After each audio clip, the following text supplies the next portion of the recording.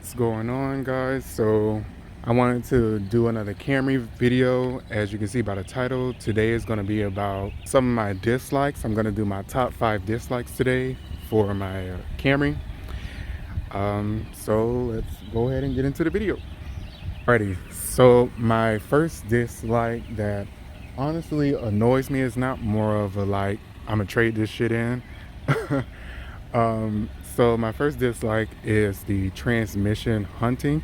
So basically, to explain it on what I mean by hunting, so let's say if I'm driving and I need to put my foot down to get over somebody, it takes a while. It takes like a 1 second to 2 second delay sometimes for it to kick down, like fifth gear or whatever gear it may be in, and it takes a while for it to, launch off.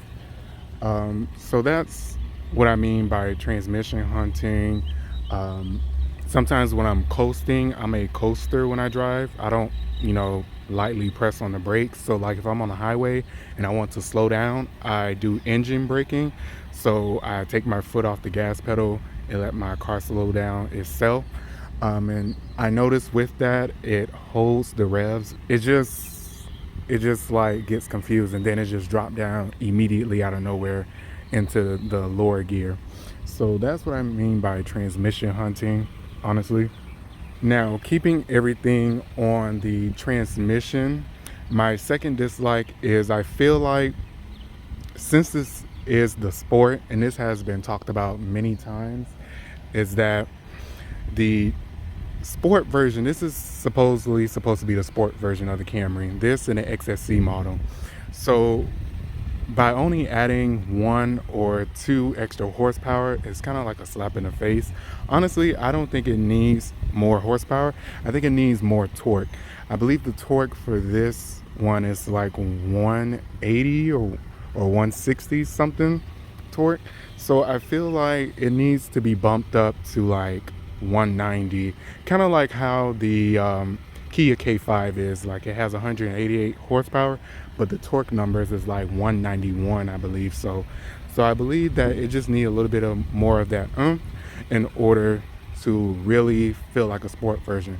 Now going on to my third thing I do not like about the Toyota Camry is the traction control. The traction control is very invasive. So basically how that is, it's basically a 2-part dislike, really, I'm going to explain to you today.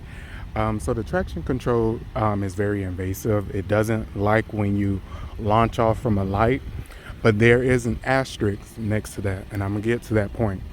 But yeah, I feel like it definitely needed that all-wheel drive that they added for the 2021 model year, because the front-wheel drive, it just cannot handle that much power and torque. So that's why I'm going back to what I was talking about when it came to the power and torque model. It just cannot handle that much torque, even at its current level. So if they even add some in the refresh in 2023 or 2024, whenever they decide to do the redesign, they definitely need to have an all-wheel drive option if they add more torque to the vehicle. Now, one of the things that I did notice that fixed that issue was that you need different tires than what they put on. I have no idea as to why they put the Hankook tires on here, but those was crappy. I'm just gonna say it bluntly. My Corolla that I had before was Michelin Primacy, and those lasted a long time. Those Hankook tires got roasted in like 4 or 6 months that I had it. And now I have these sport iMove Ironmans that I got for like $600 for the 4 pair. So these are the iMoves, and I can definitely tell the difference versus the Hankook tires that I did have. Those were more of a traveling tire. With these Ironman, these are definitely sport tires. I can definitely tell the difference, the grip, Also, like the tires are so sticky that I can literally hear the rocks kicking up in my wheel well. So that's how sticky the tires are. Like I can still hear the rocks kicking up in my wheel well. And I had these tires for about three of yeah, like 3,000 miles really. So these are pretty good. So I definitely recommend first to upgrade those tires.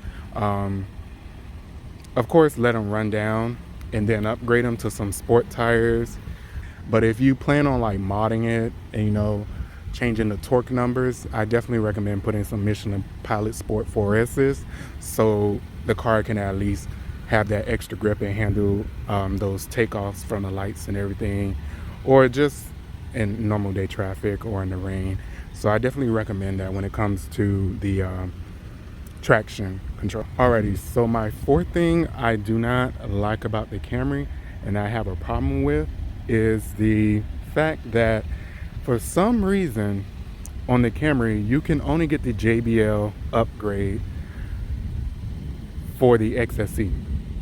I feel like they should have that upgrade available for the SE. I believe when I had my 2019 Corolla, they gave me the option to not give me the option. At the time, they had the option for the SE Corolla to have the JBL Upgrade. I have no idea why the JBL Upgrade is not available for the SE model. They should be able to put it in there. It's literally the same body structure.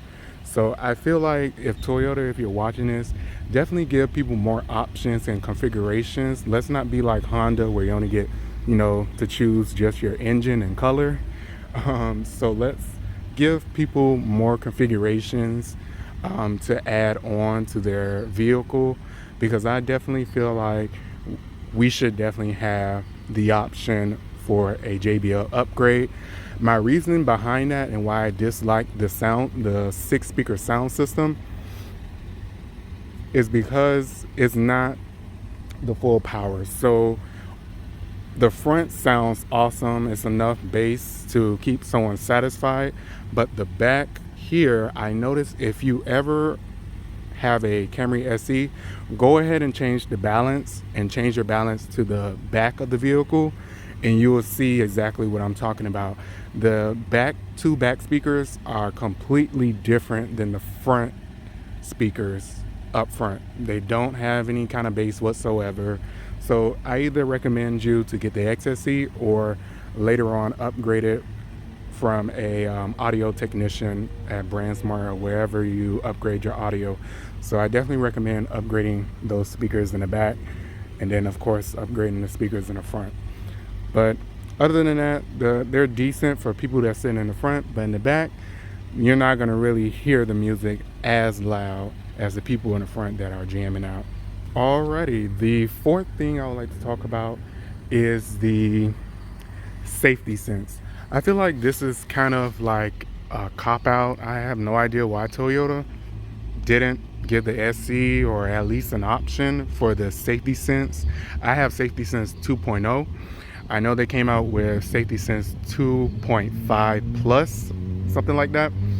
So I definitely recommend that they need to put that as standard all across the board. When you have competition like Honda and Kia and Hyundai putting adaptive cruise control and stop and go on most of their trims, it kind of is a slap in the face when I just only have lane assist, not lane keep assist, but just lane assist, and also adaptive cruise control, not full adaptive cruise control. So the difference is that my car will slow down if it notices someone's in front of it,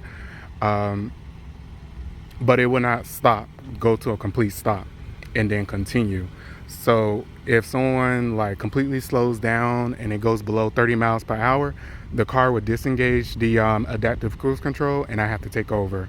So those are the two differences when it comes to the adaptive and full adaptive cruise control. So that's why I say, like, some of those things I feel like should have been included in the convenience package that you have to pay extra for in the SE, because you can get a push to start, and then on the side mirrors you get the little turn signals and everything. So I feel like that's something that should definitely be added and I believe it may be standard. I will double check on that, but I don't think it's still, they still haven't made that change yet for the 2022 model year. So hopefully in the redesign they do that for the 2023 or 2024 redesign. Alrighty. Alrighty, so I noticed I actually said 5 things, but just piggybacking on some of the features as well. I noticed that Toyota is very conservative and selective of who gets what when it comes to features. Like the heated and cool seats, I see there's no consistency when it comes to the cooled seats. A lot of people don't know that the XSC comes with cooled seats. So if you go on CarMax, you're able to see, like in more northern climates, they have heated and cooled seats on their Camrys. I definitely feel like the SE should have the option for heated seats. The Honda Accord Sport 2.0T should have, heated seats. I don't even think the Camry TRD has heated seats at all. So that's what I'm talking about. Like, I feel like Toyota should just see how their competition is doing feature wise and try to transplant some of that over, add those luxury features.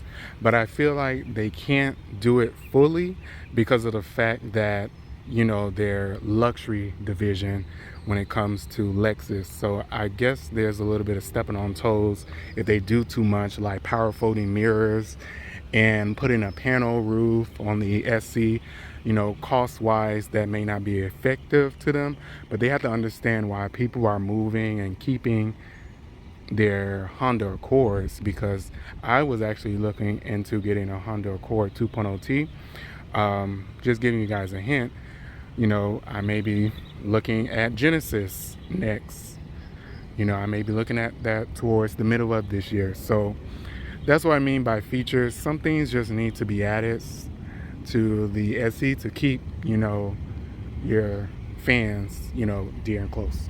So these are my top 5 things when it comes to a Toyota Camry. So if you like this video, go ahead and leave a thumbs up, subscribe, and I'll see you guys later.